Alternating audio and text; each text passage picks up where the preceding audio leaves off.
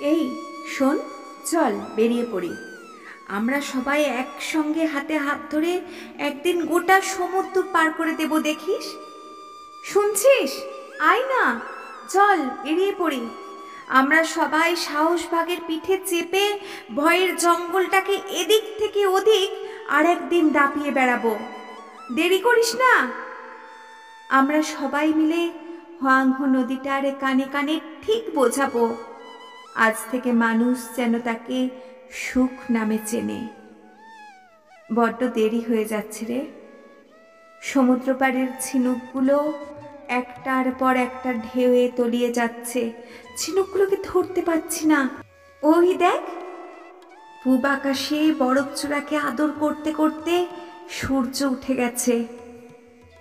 সূর্যের আদরে বরফটা কেমন আগুন রাঙা হয়ে গিয়েছিল, সেই ক্ষণটুকু দেখা বাকি থেকে গেল না তো।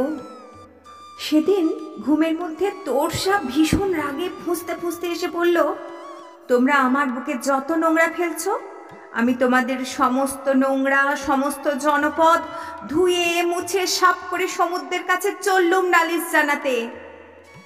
সেই জন্যই বলছি, আয় চল বেরিয়ে পড়ি। আর একদিন বৃষ্টি ভেজা পাইন বনের বুনো গন্ধটা এসে বলল, আমার গন্ধ আজকাল আর বুঝি ভালো লাগে না? সেই জন্যই বলছি, দেরি করিস না, চল বেরিয়ে পড়ি। এখনো ঠিকঠাক সময় বেরিয়ে পড়তে পারলে আমরা এদের সবাইকে ছুঁয়ে দেখব। একদমই বুড়ি ছোঁয়া নয় কিন্তু, বন্ধুকে বন্ধুর মতো জড়িয়ে ভালোবেসে আঁকড়ে ধরে যেমন ছুঁয়ে থাকে, সেইভাবে ছুঁয়ে দেখব এদের।